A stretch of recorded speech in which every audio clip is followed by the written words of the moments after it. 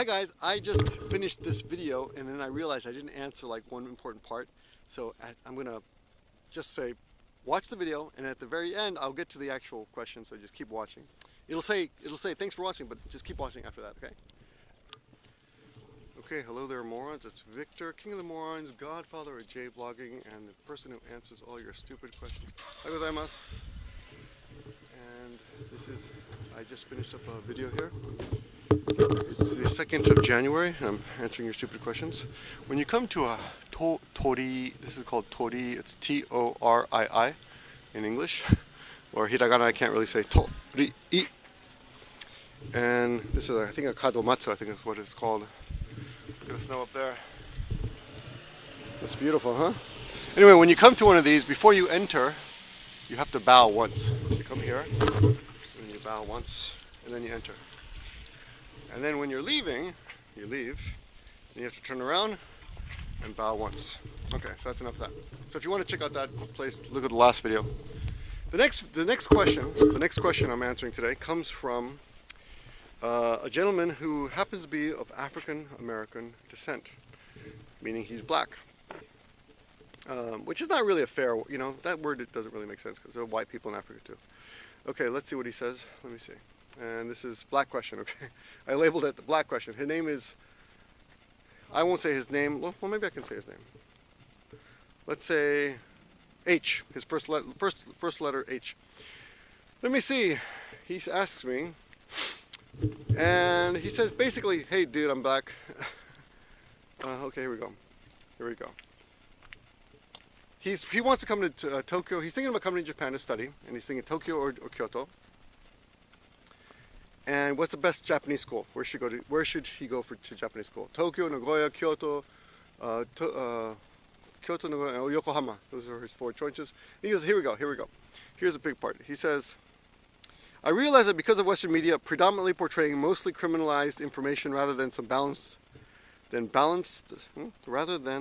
that some countries unfamiliar and lacking much black tourism, as well as some of the Nigerians living in Japan, that they may have bad experience. Okay, so basically saying that Japanese may think that black people are bad because of media, are all criminals, right? Or because of the Nigerians that exist here. So you basically just dissed all Nigerians. There's a river here.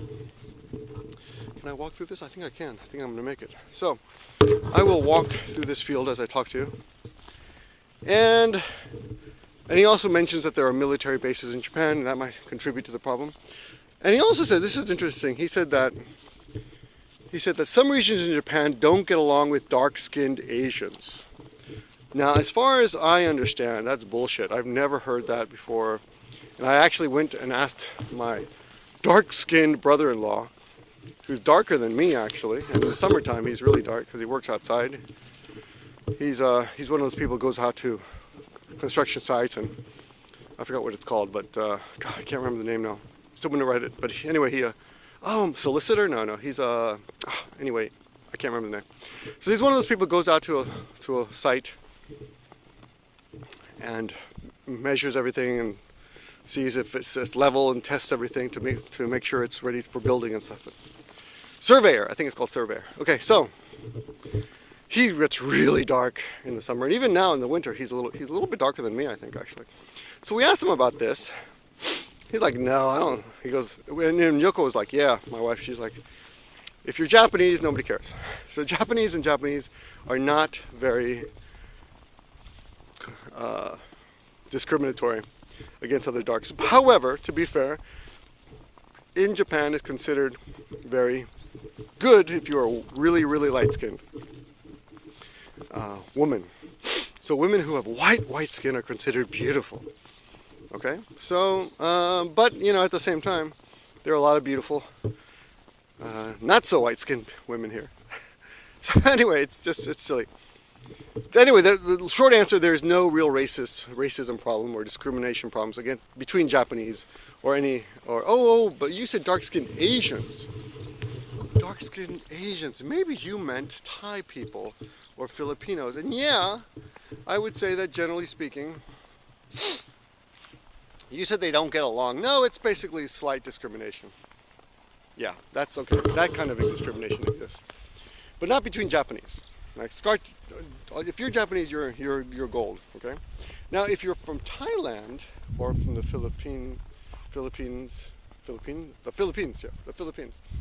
I couldn't say that for some reason. If you're Filipino, or what else, Malaysia or another, country, you might have a little more trouble. I know there's quite a few Nepalese here that look Japanese. Actually, I've met quite a few Nepalese who look Japanese.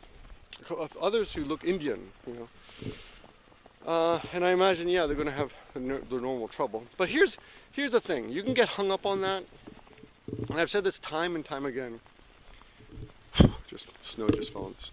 You can get hung up on that, but here the short answer is: if another person has done it, then it can be done. So don't dwell on it. Yes, you will probably have a few more hurdles to jump over. But let me give you a few facts, okay? I'm pretty sure the richest man in Nagoya, the richest foreigner at least, excuse me, is this Indian guy. I don't know, I forgot his name, but he's been around for, he deals in everything, but he's Indian. He's not American, he's not white. He's really, really dark, he's short, he's fat, and he's a success, okay? And he drives a super fancy car and he's got a super hot girlfriend. So, I mean, he did it. Yeah, I'm sure a lot of people looked at him and said, dude, you're a little fat, he looks like a hobbit, basically, like a dark hobbit, like a really tanned hobbit. Like smog just like fried him, okay? And burned off half his hair. So he's not a handsome guy at all. I'm sure, look, ugly people have the most trouble.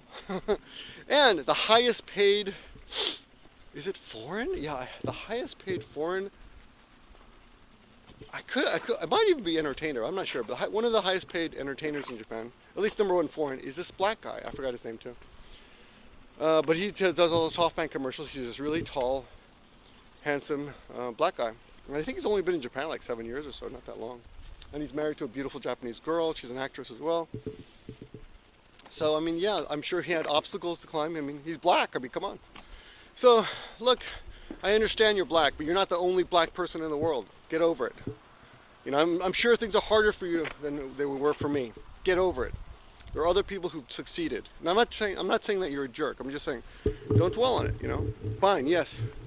I admit that you will have more problems than other people. You will know that too, but don't make excuses. You can get it done. Other people have done it. You can do it. So yeah, so that's all I got to say about that. When it comes to the ignorance in Japan, yes, be patient with them. A lot of Japanese don't understand that the N-word is a bad word. They will say it freely. They think it's kind of funny and cool because they hear it in movies, because black people say it. It will take time to explain to them that only black people can say that. They will say, but I saw it in a movie, people say it. Yeah, but then you got to tell them, no, it's only a black thing. You can only say the N-word if you're black. They don't understand that kind of thing because it's illogical from a Japanese point of view. And even from a Western point of view, for many white people. I've come to accept the fact that you cannot say the N-word. I'm not even going to bother. I understand C.K. Lewis.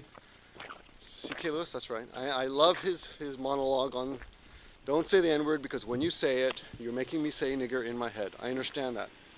It's a great, I'll leave a description. If I can, I'll link, someone link it in the description, in the comments. All that is logical. But in the end, human beings, it just, in general, it's just easier to say the N-word because people just go crazy. So, yeah, Japanese will be very ignorant in general. In general, not all of them. They will say things. They will say the stereotypes like, okay, all black people are good at basketball. Black people are criminals. You can't trust them. They smoke pot. Things like that. I've heard Japanese people say things like that. They're poor. They're uneducated. They're bad. I've heard that. But at the same time, you will see a whole different group of ignorant people who think that black people are the bomb and all of you guys are great, even though all of you guys are not, because you're just human beings. Look at these birds up here. Can you guys see those little birds? So pretty. Look at all the birds. Oh, don't run away, birds. Why are you running away? I'm not going to attack you. Look at the birds. Oh, just one left. Now they're all gone. I scared them all away. Probably because I'm black. No. So yeah, when it comes to that question, get over it. And I've said this time and time again. It's going to be the same every time. Look, Get over it. Get over who you are. You're not the only person who is like you in the world. And what the fuck does it matter if half the world's against you? That means half the world is not against you. So go with the half that will help you. Don't let shit get in the way, man. You got a goal, go for it. Don't be a pussy. Okay? And I apologize to cats everywhere. Okay, that's my rant and my answer to your dumb question. It's not really a dumb question. It's just you know, you're just young, and you think you're special, but you're not. You're not a snowflake. You're just a human being, and I'm sorry to tell you. But the good thing is that you're not special. So you can do it. Other people have done it. You can do it too. It's not that hard. It's not that special. All right, that's a good thing. Thanks for watching. Talk to you guys later. Okay, so I forgot to answer the most important part of this guy's question, which is where should I study? Nagoya, Tokyo, Kyoto, or Yokohama? Study. You know what? Study where you think. Wow. Look, what do you want to do? You want to come to Japan and have fun? Go to Tokyo. Okay, you want to come to Japan, you want to see the most beautiful parts of Japan? Go to Kyoto. If you want to come to Japan and actually learn Japanese, I would go to a place that has less foreigners, like Nagoya. They have a couple institutes around here. There's the Nagoya YWCA, where I went to school. They have a full-time program there. There's another place called Yamase Institute near here, which I've heard good things about. A lot of people go there. I've met them at parties and shit. Yokohama, I don't know anything about it, but I guess it's a fairly decent-sized city. Let me see.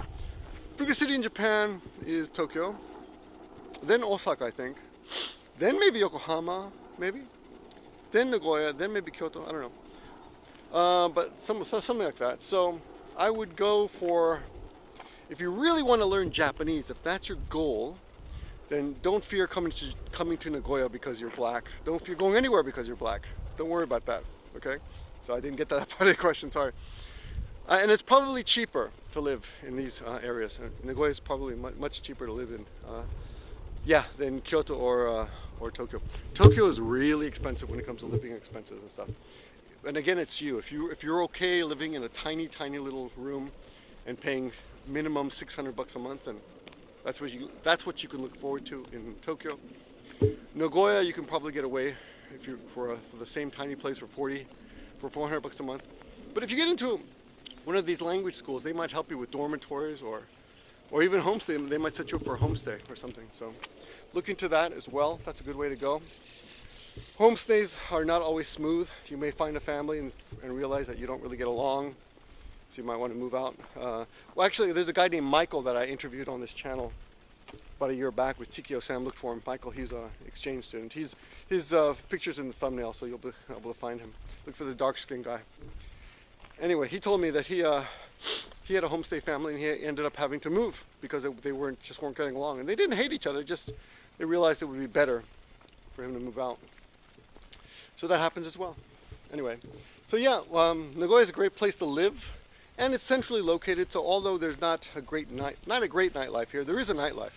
There is a nightlife, and there are a lot of foreigners here as well, but not nearly as much as Tokyo. So if you really want to learn Japanese, stay away from foreigners as much as possible, though. I do know one guy. I can't tell you his name because he's too famous. He would really give you away. But I know one guy who came to Japan and basically immersed himself and avoided all foreigners for 3 years, and he became almost completely fluent. He got really good translator level, and he's actually he's done that kind of work before. So it's completely possible. All right. So keep that in the back of your head. It depends on your goal and how much. I don't know you. You know, if you guys are emailing me these questions, but I don't know what kind of person you are. I don't know if you're like, if you drink too much or smoke too much, if you're lazy, or you know, if you're a man whore. I don't know what kind of problems you have. But you know, my first year when I came to Japan, I basically stayed in almost every night with my dictionary and studied my ass off. So there's still a lot of time for fun. Don't get me wrong. But yeah, it depends on you, right? So you have to ask yourself some major questions. Right? Good luck. Thanks for the question.